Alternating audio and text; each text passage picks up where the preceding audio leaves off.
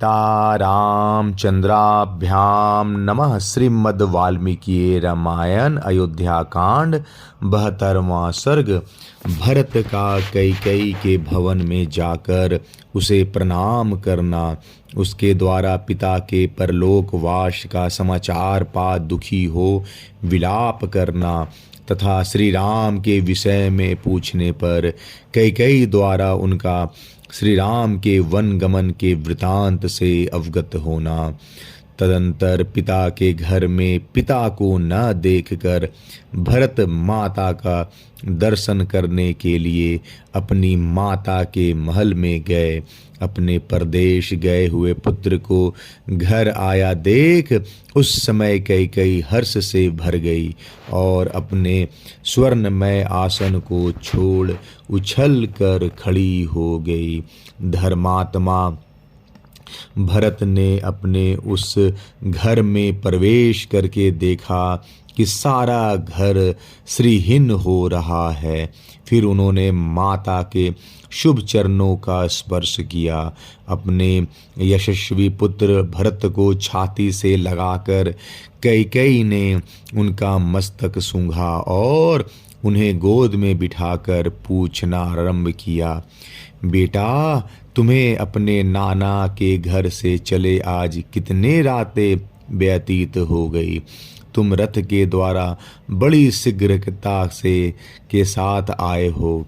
रास्ते में तुम्हें अधिक थकावट तो नहीं हुई। तुम्हारे नाना सकुशल तो है ना? तुम्हारे मामा युधाजित तो कुशल से है। बेटा, जब तुम यहाँ से गए थे तब से लेकर अब तक सुख से रहे हो ना? ये सारी बातें मुझे बताओ।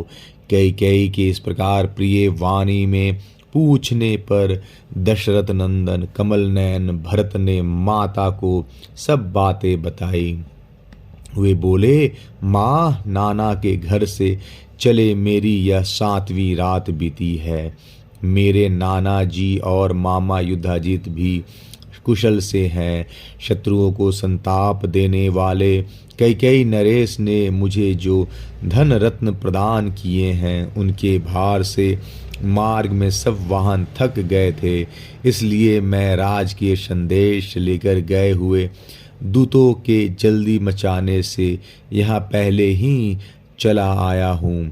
अच्छा माँ, अब मैं जो कुछ पूछता हूँ उसे तुम बताओ। यह तुम्हारी शैया स्वर्ण भूषित पलंग इस समय सूना है, इसका क्या कारण है? आज यहाँ महाराज उपस्थित क्यों नहीं हैं? ये महाराज के परिजन आज प्रसन्न क्यों नहीं जान पड़ते हैं? महाराज पिताजी प्रायः माताजी के ही महल में रहा करते थे, किंतु आज मैं उन्हें यहाँ नहीं देख रहा हूँ। मैं उन्हीं का दर्शन करने की इच्छा से यहाँ आया हूँ। मैं पूछता हूँ, बताओ पिताजी कहाँ हैं? मैं उनके पैर पकड़ूंगा। अथवा बड़ी माता कौशल्या के घर में तो वो नहीं है? कैकेयी राज के लोभ से मोहित हो रही थी। वह राजा का वृतांत न जानने वाले भरत से उस घोर अप्रिय समाचार को प्रिय सा समझती हुई इस प्रकार बताने लगी, बेटा, तुम्हारे पिता महाराज दशरथ बड़े महात्मा, तेजस्वी, यज्ञशील और सत्य पुरुषों के आश्रयदाता थे। एक दिन समस्त प्राणियों की जो गति होती है उसी गति को वे भी प्राप्त हुए हैं। भरत धार्मिक कुल में उत्पन्न हुए थे और उनका हृदय शुद्ध था। माता की बात सुनकर वे पितृ शोक से अत्यंत पीड़ित हो सहसा पृथ्वी पर गिर पड़े और हाय मैं मारा गया, इस प्रकार अत्यंत दीन और दुखमय वचन कहकर रोने लगे। पराक्रमी महाबाहु भरत अपनी भुजाओं को बारंबार पृथ्वी पर पटक कर गिरने और लौटने लगे। उन महातेजस्वी राजकुमार की चेतना भ्रांत और व्याकुल हो गई। वे पिता की मृत्यु से दुखी और शोक से व्याकुल चित्त होकर विलाप करने लगे। हाय मेरे पिताजी की जो यह अत्यंत सुंदर शैया पहले शरतकाल की रात में चंद्रमा से सुशोभित होने वाले निर्मल आकाश की भांति शोभा पाती थी, वही यह आज उन्हीं बुद्धिमान महाराज से रहित होकर चंद्रमा से हीन आकाश और सूखे हुए समुद्र के समान श्रीहीन प्रतीत होते हैं। विजय वीरों में श्रेष्ठ भरत अपने सुंदर मुख वस्त्र से ढककर अपने कंठ स्वर के साथ आंसू गिराकर मन ही मन अत्यंत पीड़ित हो पृथ्वी पर पड़कर विलाप करने लगे। देवतुल्य भरत शोक से व्याकुल हो वन में फरसे से काटे गए साखू के तने के भांति पृथ्वी पर पड़े थे। मतवाले हाथी के समान पुष्ट और चंद्रमा या सूर्य के समान तेजस्वी अपने शोकाकुल पुत्र को इस तरह भूमि पर पड़ा देख माता कैकेयी उन्हें उठाया और इस प्रकार कहा, राजन उठो उठो महायशस्वी कुमार, तुम इस तरह यहाँ धरती पर क्यों पड़े हो? तुम्हारे जैसे सभाओं में सम्मानित होने वाले शत पुरुष शोक नहीं किया करते हैं। बुद्धि संपन्न पुत्र जैसे सूर्यमंडल में प्रभा निश्चल रूप से रहती है, उसी प्रकार तुम्हारी बुद्धि सुस्थिर है। वह दान और यज्ञ में लगने की अधिकारिणी है, क्योंकि सदाचार और वेद वाक्यों का अनुसरण करने वाली है। भरत पृथ्वी पर लोट पोट कर बहुत देर तक रोते रहे। तत्पश्चात अधिकाधिक शोक से आकुल होकर वे माता से इस प्रकार बोले, मैंने तो यह सोचा था कि महाराज श्री राम का राज्याभिषेक करेंगे और स्वयं यज्ञ का अनुष्ठान करेंगे।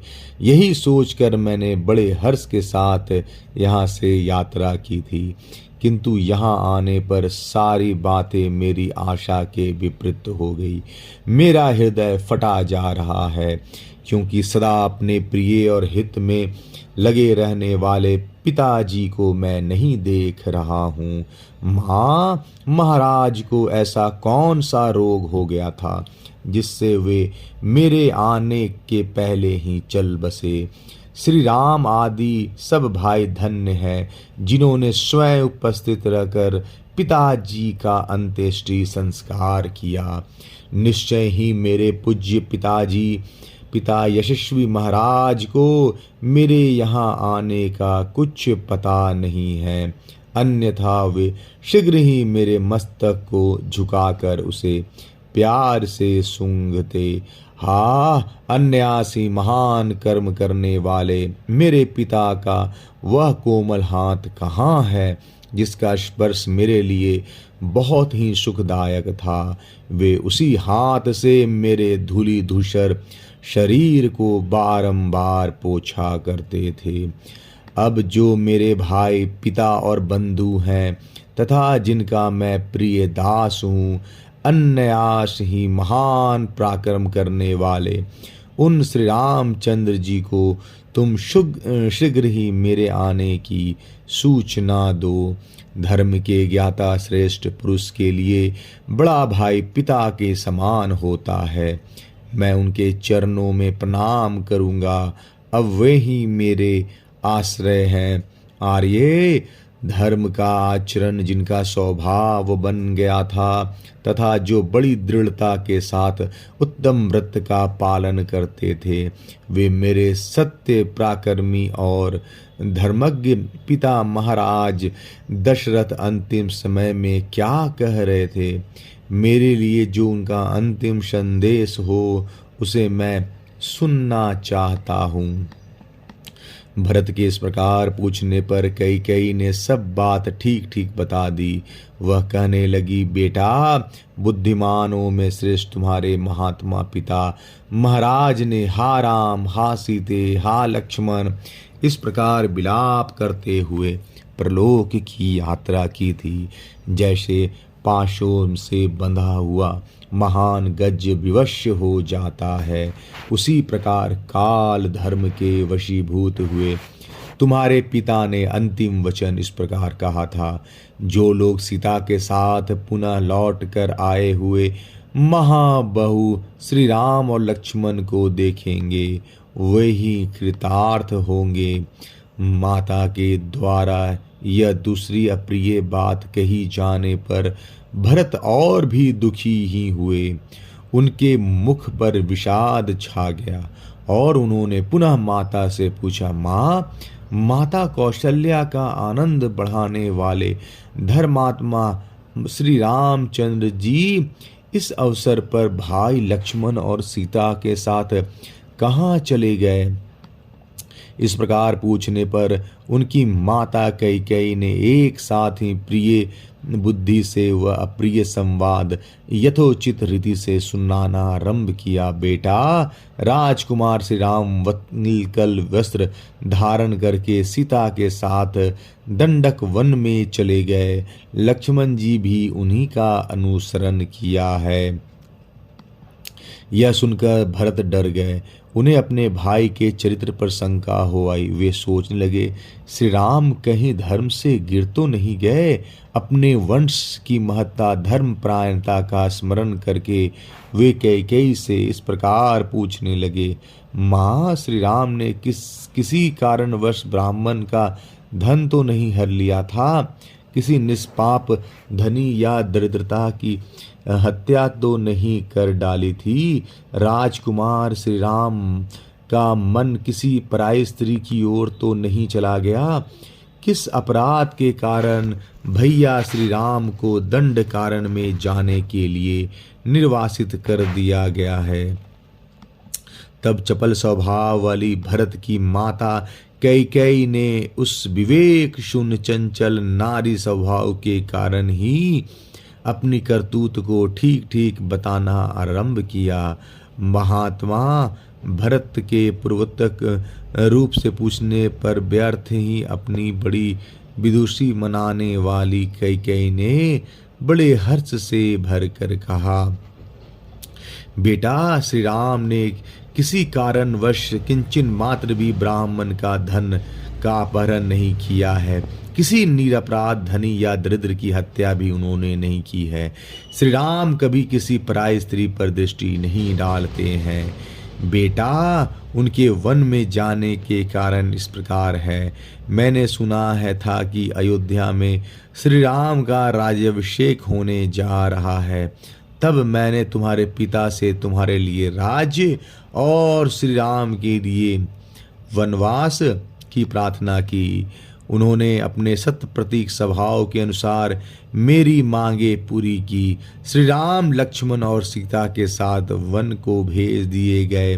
फिर अपने प्रिय पुत्र श्री राम को न देखकर वे महायशस्वी महाराज पुत्र शोक से पीड़ित हो परलोकवासी हो गए। धर्मज्ञ, अब तुम राजपद स्वीकार करो। तुम्हारे लिए ही मैंने इस प्रकार से यह सब कुछ किया है। बेटा, शोक और संताप न करो, धैर्य का आश्रय लो। अब यह नगर और निष्कंटक राज तुम्हारे ही अधीन है। अतः वत्स, जब विधि विधान के ज्ञाता वशिष्ठ आदि प्रमुख ब्राह्मणों के साथ तुम उदार हृदय वाले महाराज का अंत्येष्टि संस्कार करके इस पृथ्वी पर राज्य पर अपना अभिषेक कराओ। अयोध्या कांड 72वां सर्ग समाप्त। जय श्री राम।